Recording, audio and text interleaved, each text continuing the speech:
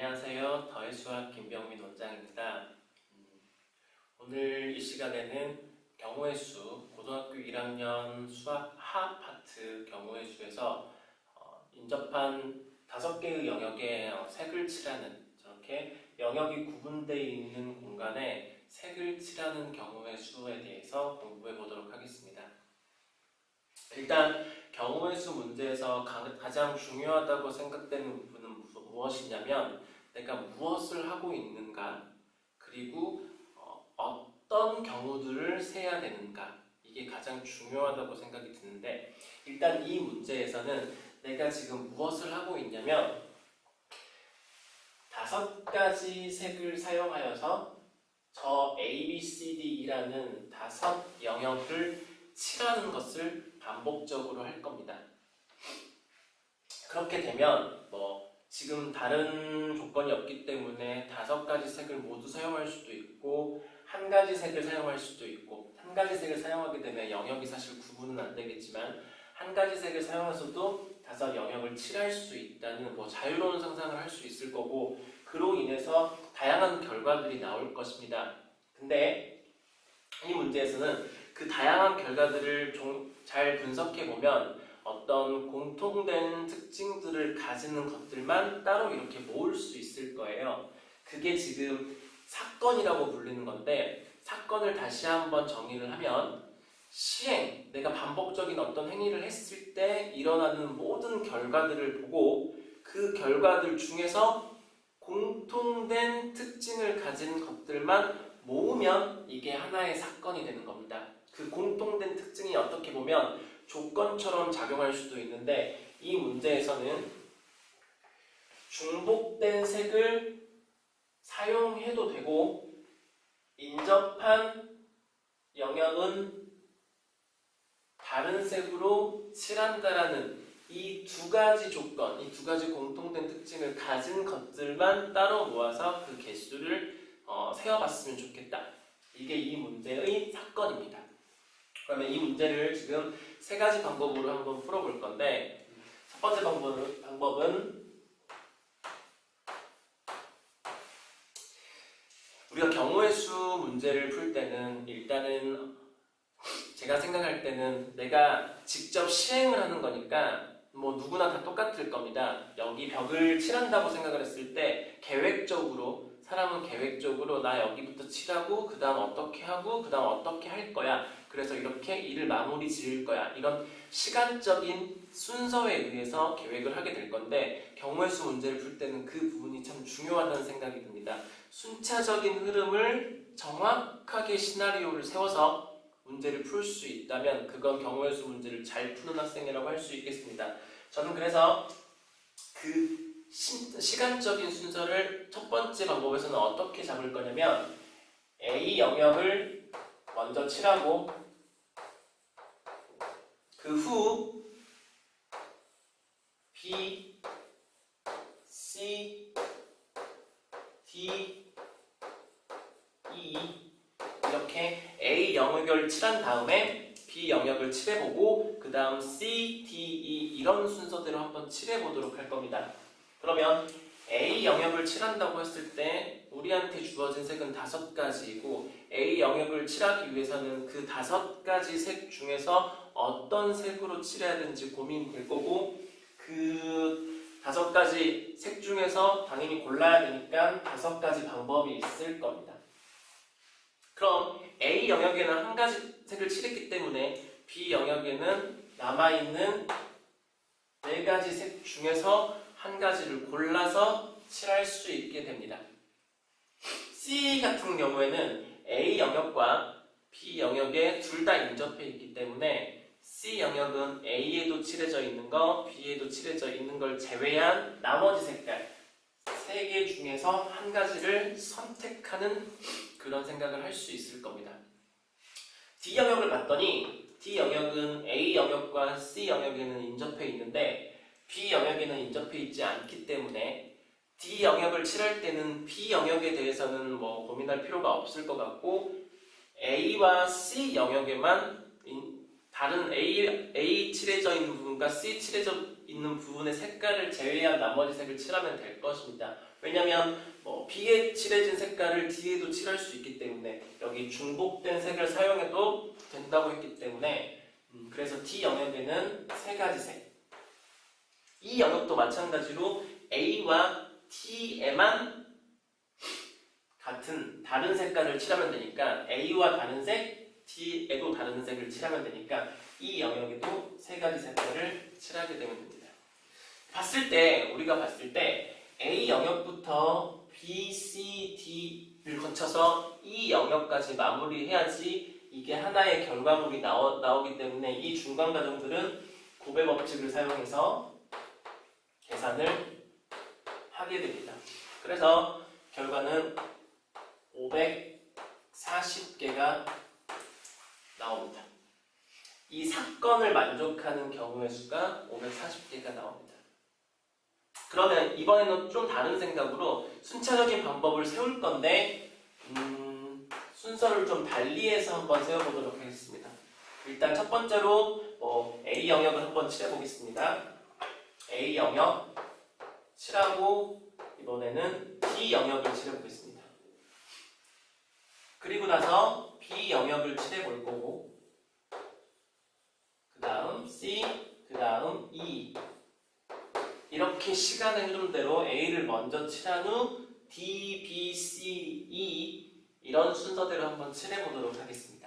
똑같이 A 영역을 칠할 때는 5가지 색 중에서 골라야 하니까 5, D 영역을 칠할 때는 A에 칠해져 있는 색을 제외한 A와 인접되어 있기 때문에 A에 칠해진 색을 칠하면 안 되기 때문에 A에만 고민을 하게 되니까 D 영역에는 4가지 색깔 칠할 수 있다는 생각을 갖게 됩니다.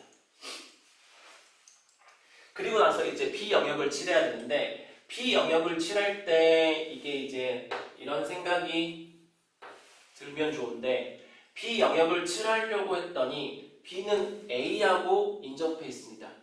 그리고 지금 D에도 칠해져 있는 상황입니다. A에 칠해져 있고 D에도 칠해져 있는데 B 부분은 A에만 인접해 있기 때문에 A에 칠해진 색깔을 제외한 4가지 색이라고 일단 생각을 해보도록 하겠습니다. 그런 다음에 C 영역을 한번 봤더니 C 영역은 A, B, D에 인접해 있으므로 C는 A에 칠해진 색깔, B에 칠해진 색, 그리고 D에 칠해진 색이 아닌 다른 색을 칠해야 합니다. 근데 이때 중요한 게 만약에 A, B, D가 모두 다 다른 색이라면 C에는 2가지 색깔을 칠한다는 계산이 나오는데 만약에 B, D 이후에 B 영역에 색깔을 D하고 같이 칠하게 된다면 C는 A에 칠해진 색깔 그리고 B, D에 공통적으로 칠해진 색깔을 제외한 나머지 3가지 색깔을 칠할 수 있게 되는 겁니다. 따라서 C 영역이 2가지 색깔을 칠해야 되는지 3가지 색깔을 칠해야 되는지 사실은 이게 고민거리로 남아있어야 되면 좋은 겁니다. 그래서 이런 상황이 발생을 했을 때는 이 앞 단계인 이 B에 칠해진 경우가 4가지라는 이 부분이 틀리게 되는 거죠. 그래서 이 부분을 방금 전에 여기서 했던 고민을 이쪽으로 끄집어 와서 B 영역을 D 영역과 같은 색으로 칠한다 그렇게 생각을 해보면 D에 칠해진 색을 그대로 B에 칠할 거니까 B에서 내가 고민할 수 있는 가지수는 1가지만 되는 거고 B와 D가 같은 색깔이기 때문에 이제 C에 칠할 수 있는 색은 3가지가 되는 겁니다. E는 A와 T에만 영향을 받기 때문에 3가지가 되는 거고 이렇게 A 칠하고 D 칠하고 B에는 D랑 같은 색을 칠하고 그 다음 C 칠하고 E 칠한다. 이런 1가지 패턴이 있을 수 있고 또 여기 있는 4가지 경우 중에 1가지는 D랑 같은 색을 칠하는 거고 또 나머지 D랑 다른 색깔을 칠하는 이 3가지 경우가 있을 겁니다. 그러니까 B 입장에서 A에는 당연히 칠할 수 없고 A에 칠해진 색깔은 칠할 수 없고 D에 칠해진 색깔과 다른 색을 칠한다. 그러면 남아있는 색깔이 3개이기 때문에 그 3가지 일대 상황도 좀 지켜보도록 해야 될 것 같습니다. 그렇게 되면 C 입장에서는 A, B, D가 모두 다른 색깔이기 때문에 2가지 고민을 해야 될 거고 E는 A와 D에만 영향을 받기 때문에 3가지 가능성이 있게 됩니다. 따라서 앞에서 봤듯이 일련의 사건이 끝나기 그 중간 과정들은 싹 다 고배 법칙으로 진행이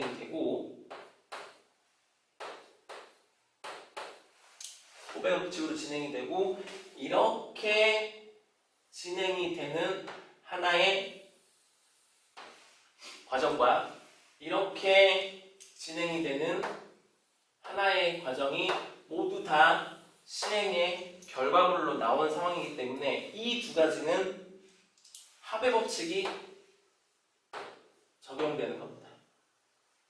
따라서 이렇게 곱해지는 20 곱하기 9 플러스 18 그래서 20 곱하기 9 플러스 8 해서 540 똑같은 경우의 수가 나타나게 됩니다. 절대로 우리가 인접한 영역을 얘부터 칠해야 된다, 쟤부터 칠해야 된다 이렇게 정해져 있는 게 아니고 정확하게 내가 얘 칠한 다음에 그 다음 과정 순차적으로 진행을 하다 보면 결과물은 당연히 가지수는 똑같이 나와야 되는데 그런 것들에 대해서 중간 과정들을 생각할 수 있는 힘이 좀 필요할 것 같습니다. 자, 마지막 세 번째 풀이는 어디에 초점을 둘 거냐면 중복된 색을 사용 가능하다. 중복되게 칠해도 된다. 2가지 색을 더 칠해도 되고 2가지가 중복돼도 되고 3가지 색이 중복될 수도 있다. 아무튼 한 가지 색을 여러 영역에 칠할 수 있다는 저기 부분에 포인트를 두고 한번 생각을 해보도록 하겠습니다. 그렇게 됐다면 내가 일단은 이렇게 한번 나눠보도록 할게요. 일단은 1번 5가지 색 모두 사용 5가지 색을 모두 사용하게 되면 당연히 이런 조건에 만족하게 영역들을 칠할 수 있게 되죠. 자, 2번째 4가지 색만 사용 4가지 색만 사용하더라도 이런 조건에 만족하게 영역을 칠할 수 있습니다. 3번째 3가지 색만 사용할 때도 3가지 색만 사용할 때도 저 조건을 만족할 수 있게 되고 자, 2가지 색을 사용하게 되면 2가지 색만 사용하게 되면 인접한 부분들을 다 구분 지을 수 있냐라고 생각을 해보면 만약에 A에 한 가지 색을 칠했을 때 A와 인접해 있는 다른 B, C, D, E는 다른 색, 또 다른 색, 남아있는 한 가지 색을 칠하면 될 텐데 그들 서로 간에는 인접해 있는데 구분이 안 돼 있기 때문에 이 2가지 색을 사용하는 것은 저 조건, 저 사건에 만족시키지 않는 케이스. 당연히 한 가지 색만 사용하는 것도 저 사건에 만족되지 않는 상황입니다. 따라서 우리는 1번, 2번, 3번을 생각을 해서 얘들 각각을 계산한 다음에 그것들을 더하도록 하겠습니다. 그러면 5가지 색 모두를 사용할 때는 당연히 인접한 색깔은 전혀 똑같이 다른 색으로 칠해질 거니까 5팩토리얼이라고 누구나 다 쉽게 생각할 수 있을 겁니다. 그래서 이거 120가지. 그리고 4가지 색만 사용할 때를 이번에는 이 케이스를 시간의 흐름에 따라서 한번 시나리오를 짜보도록 하겠습니다. 4가지 색만 사용하려면 가장 첫 번째 우리는 무슨 생각을 해야 되냐면 5가지 색 중에서 4가지 색을 선택하겠다. 사색 뽑기. 나는 이렇게 네 가지 색을 칠해 볼 거야. 그 후에 일단 색이 네 가지니까 그 네 가지 색 중에서 한 가지 색은 분명 두 영역을 칠해야 될 겁니다. 그래서 두 영역을 칠할 한 가지 색을 고른다. 색 고르기. 두 영역을 칠할 한 가지 색을 고른다. 세 번째, 어떻게 두 영역을 칠할 건지 그 두 영역을 고른다. 영역 고르기. 마지막으로 색칠. 나머지 색칠.